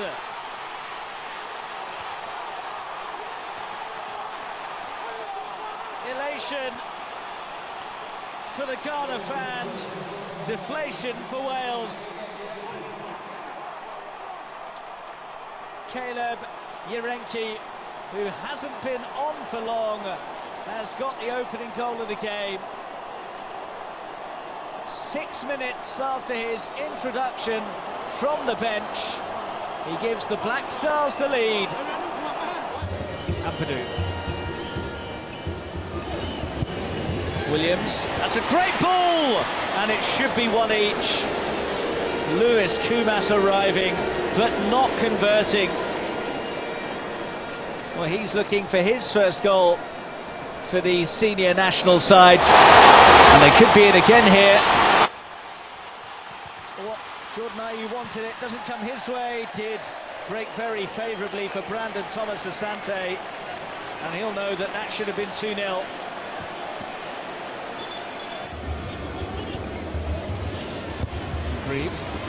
Useful, and then wildly slashed over by Isaac Davis.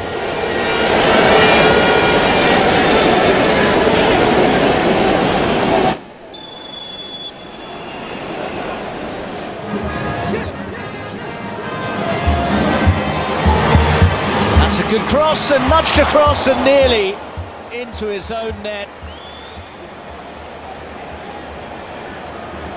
This was a bit more like it from Wales, dynamic and snappy, and in towards Broadhead, who did get a touch on it. Ampadu's disguised pass. That's a decent effort, but always over the top from Josh Sheehan. Nicely found, wasn't he? Kumas with the layoff, but Sheehan swerving and skying. Williams finds a bit of space and gets a good cross in, which is buried by the header from Lewis Kumas. His first goal for the senior national side. First of all, I think it was a very exciting, good match. I think if this was the goal of Wales Federation to bring this cake for the celebration of 150 years, I think the fans, they must be happy with the football show they saw in the game. Both teams trying to win the game, very active. I'm very proud of my players. They try everything to win the game. We let the win escape in the last 2 minutes. Was in our pocket, but it's also time to learn. We win or learn. Today we draw, but we learn that when we are winning 1-0, there is no way that we can let the win escape from our pocket. But unfortunately it happens. We did good things. I was happy to see the players how they perform. Some players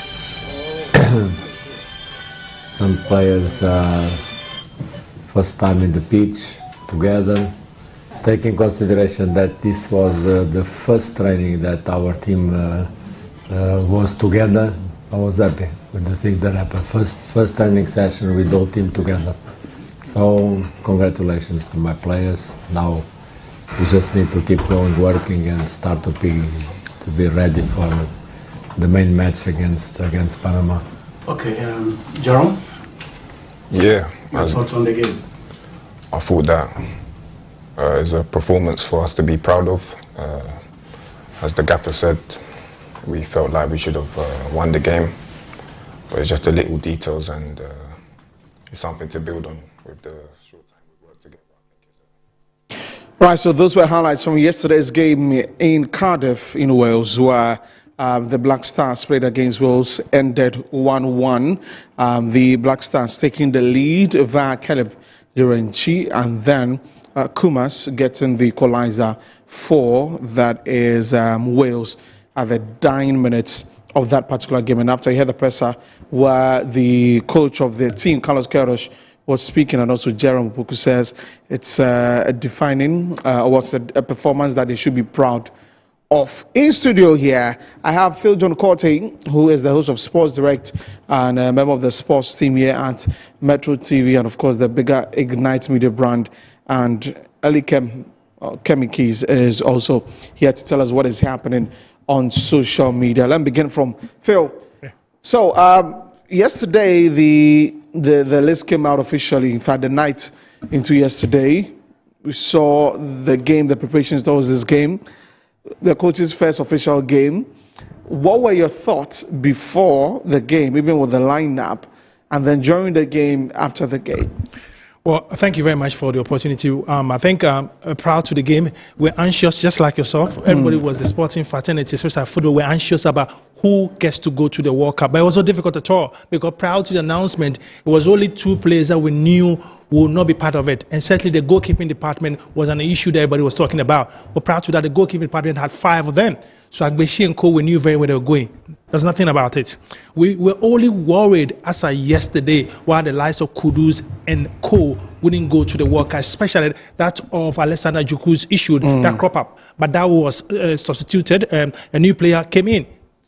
Derek Lucassen. Looking at the game that was played in Cardiff, that said, we needed it very, very well, because Wales is part of the United Kingdom. Remember that we are playing against the English. We needed to test some of the players that play English, for the likes of Nico Williams, who played for Nottingham Forest, was in the fray. A lot of teams, players were in the fray. So we needed that English flavor of football. Yes, Ghanaians know a lot of English football, but the players needed to get what is closer to England. So that was the main purpose. Well, if you talk about the 1-1, I don't think the scoreline was something to write home about, or that was the main reason why we went to play. The coach needed to see his main players who are likely to feature in the World Cup playing against Panama, Croatia, and England. He needed to test them, how ready they would look like, how the setup would look like playing the World Cup. So yes, he needed to see them. He needed to see the momentum, and also needed to see them, the vibe between the players. Yes, that chemistry came. Atizigi proved upon it yesterday. I think in the first half was quite impressive what he did against the Welsh, and I think it will be very, very interesting. Results doesn't matter at all. Just like the coach said, he praised the team. Rather unfortunate that we have that collective defensive blunder that caused them the goal. But the key word is that he needed to see the chemistry of the team ahead of the World Cup. Do you think that we put ourselves together as a team, looking at a new coach coming in with a new technical, almost new technical staff? Did it look positive? Well, remember that he only needed 3 months to prepare the team to the World Cup. Right. So everything was in a rush. Injuries seems to have cropped in for the Blasters, and that's the worrying issue. So this is a veteran in terms of the game of football. He has tried very, very well with the technical team and bringing new players. You and I know very well that some of the players that were called for the Blasters are very fresh and new. They look at French players. Nobody knew about their capabilities, what they've done over the past. But these are Ghanaians who are playing football or need to get a chance. So, yes, let's say kudos to the team. It's too early in the morning to criticize Carlos or what he has to do. But you also know that going to the World Cup, we need to keep our fingers crossed. Right. So it's a good step in the right direction against the Welsh. They are not going to the World Cup. They are nothing to lose at all. But yesterday's game meant a lot for Ghana and Welsh. Remember that Craig Bellingham, he and his boys are not going to the World Cup. Already he's on fire. So losing to the Africans would have shown him the door. Yeah, so that goal came as a huge relief for him. I saw throughout the game, Craig Bellamy was just moving up and down, trying to get the equalizer. I think it's a good exercise for Carlos and the guys. So, with the outing of the players, top performers yesterday for you? Atizigi. I was totally amazed what he did in the first half. It could have been an embarrassing moment for Ghana. Ajete and Co were not too much organized at the back. They were playing new boys at a new time. Yeah, true. But Tigigi screamed, shouted, saved moment of a disaster that could have happened to Ghana. He was my top performer yesterday. The frontliners, I won't give any other doubt to them. Yes, I think Atizigi was my man of the match yesterday. Okay. Well, I thought so too. Atizigi did very well. Okay.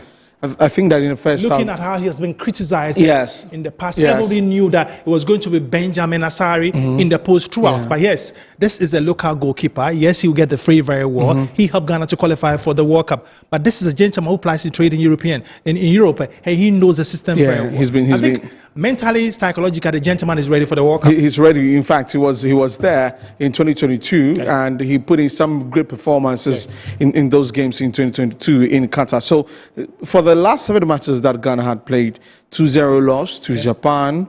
We lost 1-0 to South Korea. South Africa beat us 1-0. We lost 5-1 to Austria, 2-1 to Germany. Mexico beat us 2-0. And we drew yesterday's game. So this will be a positive one in the fray of a lot of defeats in the past games. There have been questions about Thomas Partey. And if there's a readiness from him to be part of this team, looking at what he's going through off the pitch. In fact, this morning I've been reading that the English FA is yet to take a stand on what to do with Thomas Partey when they meet Ghana, whether they're going to shake him or whether the players would have to avoid him in the handshake session. And that alone, in fact, yesterday he was booed by some sections of the crowd in that game. Thomas is arguably one of our experienced players in the team. How do you think this will affect him and generally cut across to all the younger ones that he may be putting along in this particular team? In our part of the world, I'm talking to Ghanaians, these issues shouldn't worry. But from where he's coming from, based in Spain, in the United Kingdom, I think the psychological department of the Blasters need to stand very, very well. Tell him, hey, gentlemen, this is the World Cup. You're a matured player. He knows it all. And I think mentally, the gentleman is also strong. Because if you look at his posture, the first time he went to court in the United Kingdom, you knew what it was. It might shake him a little bit. You know what the English tabloids can do when it comes to this thing. They're only using the psyche to... He's the engine of the Blasters. If he has not got the mind to play, there's a possibility that will weaken us. But we, as a team, I'm talking about the Blasters, led by Carlos Queiroz, need to work on him psychologically, mentally. Say, look at me. What is at stake is football. What happened is rather unfortunate. Put it off, focus on the game. When we finish, we'll go to court. We'll get to Kevin Keys in a bit on what's happening on social media, but I saw the drive yesterday from Bonsuba and Nyama, Caleb Urenchi, who came in. For me yesterday, worst performance on the day will be Elisha Owusu. Too many displaced passes from him. He wasn't covering Partey enough. In fact, Partey himself, if it was a competitive game, he would have received a red card for that second tackle. But yeah, for the... talk about Zibo. Zibo was... So that's what I'm saying, that when Owusu went off or Partey was taken off, we were worse in that midfield with Owusu and Zibo. I don't know how we'll manage that middle. Who's going to sit back for who to drive forward? So that's when Caleb came in. He moved the ball further, moved it forward. So Zibo sat back Do and you move realize the a ball. lot of people are preaching the issue of Ashimeru on social media? So that is where the issue of Ashimeru came, because the game against Mexico, he looked like the only player who was pushing the ball forward. Very energetic. Yeah. Lita, very, very energetic. What has happened to Ashimeru? But even as he wasn't called up, this gentleman from Saint Etienne, Augustin Boache, thrives in that position also, being the bridge between the defense, the But the key word over there, what we are trying to, the Blaster management team and that of the second half, they are looking at a player that will play a free role, Thomas Partey. Because if that midfield is stronger, there's a huge problem that is solved. I always tell people that football is won from the midfield. From the middle. You know why? If you're able to hold your opponent from coming, they won't get to the defenders to strike. And if you're very strong, you can distribute the balls to the strikers to put the ball in net. So if your midfield is like the main engine of every football or every football game, if you are able to solidify your midfield, it won't go anywhere. Right. I think one of the things Carlos Queiroz can also really, or would have to really work on is, we've talked about this under Otto Addo, the link up with the forwards in the game. Inaki came in, I can count the number of touches he had. The supplies were not coming. Same as Thomas Asante, the supplies were not coming. So we'd have to find that, because at the time when Asamoah Gyan was there, you had the likes of Kojo Asamoah, Dide Ayew, who'd be giving those passes to him. All of them. But we need to work on that, because I really want to see Iñaki and Brandon Thomas Asante thrive in the World Cup. A lot of people are asking the reason why Semenyo was not part of the game. They don't know that he came to come very, very late. He needs to rest. And people need to know. They were looking for him to be part of the team. But hey, when the news out there, let people know that this was the situation at hand. He needs to rest. Kemi, so yesterday, a lot of buzz on social media before the game, during the game, and after the game, and even today, lots of conversation about the goalkeeping department.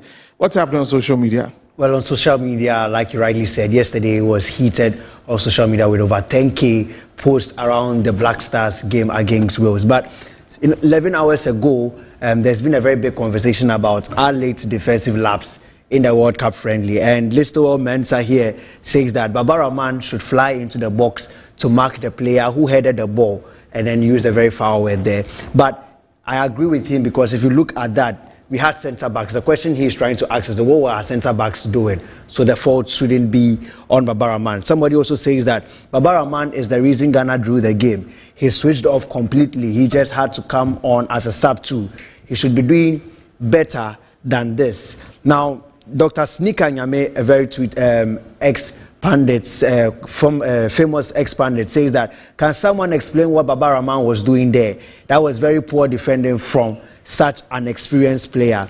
Now, OB says that just look at Baba Rahman's body language for the goal conceded.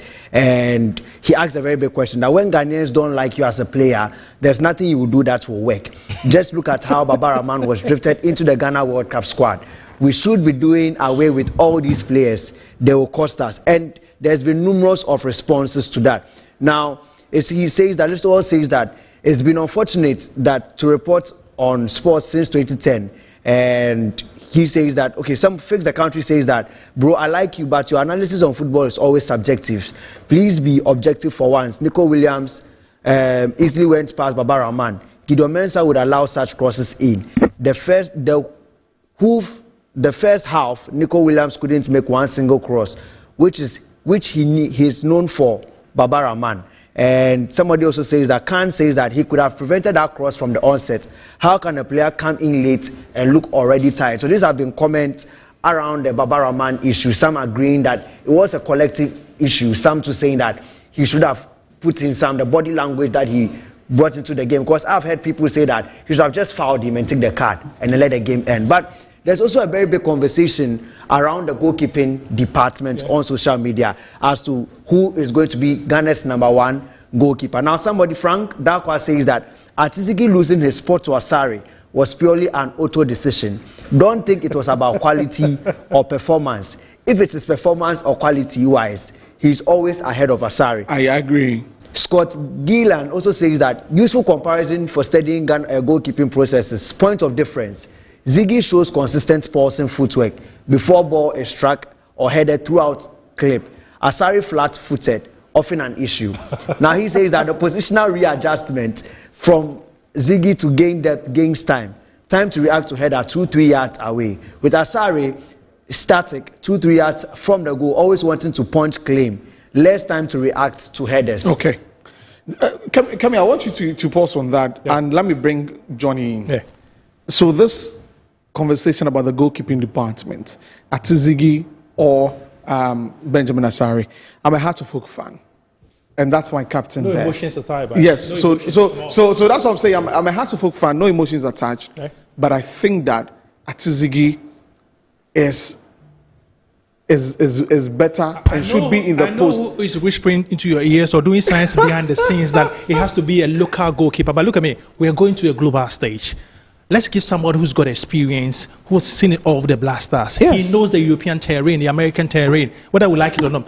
Asare is a goalkeeper. He helped Ghana qualify for the World Cup. But from what we've seen so far, Atizigi will be a better goalkeeper. I think we spoke about it even before I mean, this. really. Whether we like it or not. I mean, Atizigi plays for Saint Gallen. Yeah. When you look at his statistics as a goalkeeper in the Swiss league, and even when they played in the Europa League a few years ago, I think that he's been one of the players who's not been treated fairly in the Black he Stars. proved a point to Ghanaians. Yes, when a few moments where he's made a mistake or considered some goals. Blunders are part of football. We just pushed him away as if he's not that.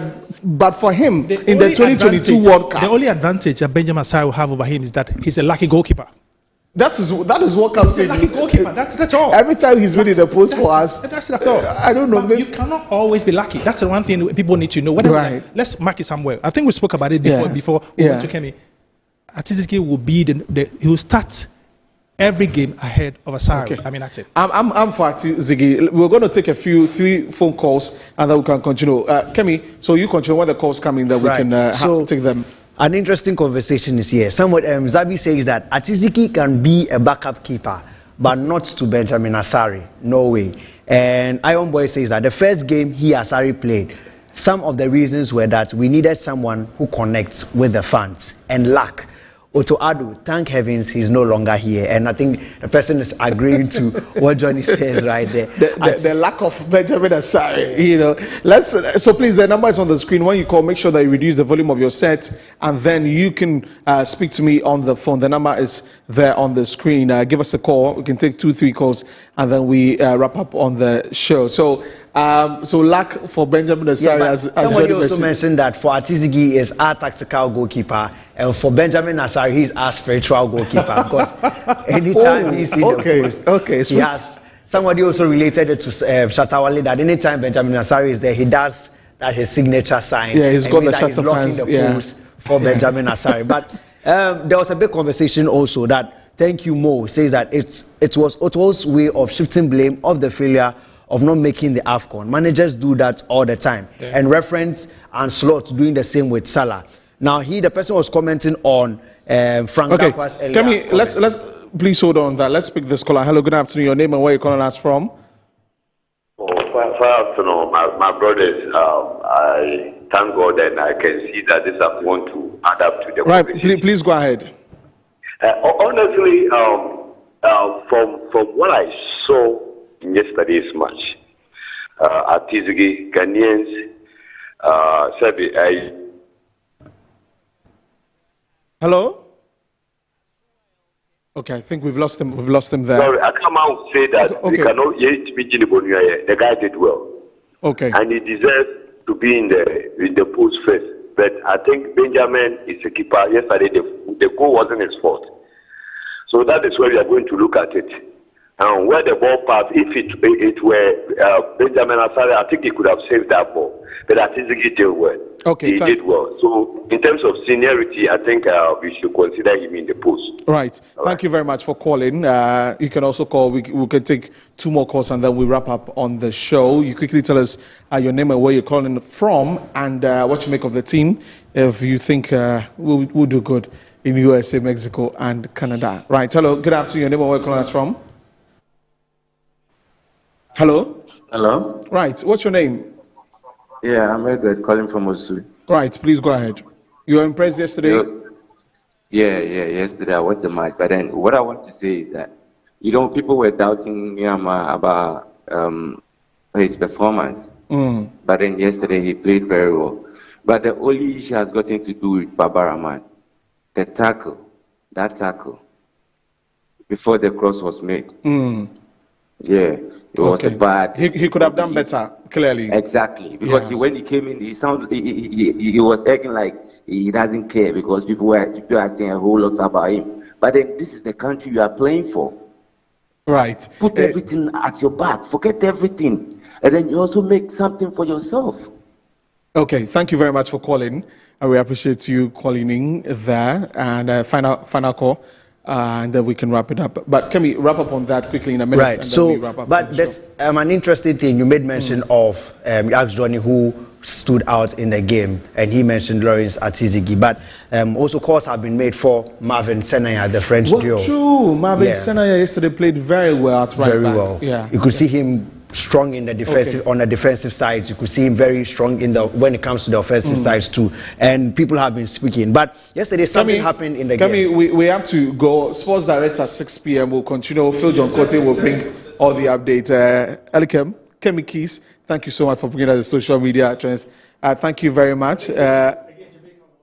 Yes, we'll see how that goes. Right, Johnny, thank you very much for joining us here. And for those who called, thank you so much. My name is Desmond Okrekudan. So this is Good Afternoon Ghana on Metro TV. We're back at 7 p.m. with News Tonight. The World Cup fever is here on Metro TV, Original TV, and Original 91.9 FM. Have a good afternoon. They were the gold.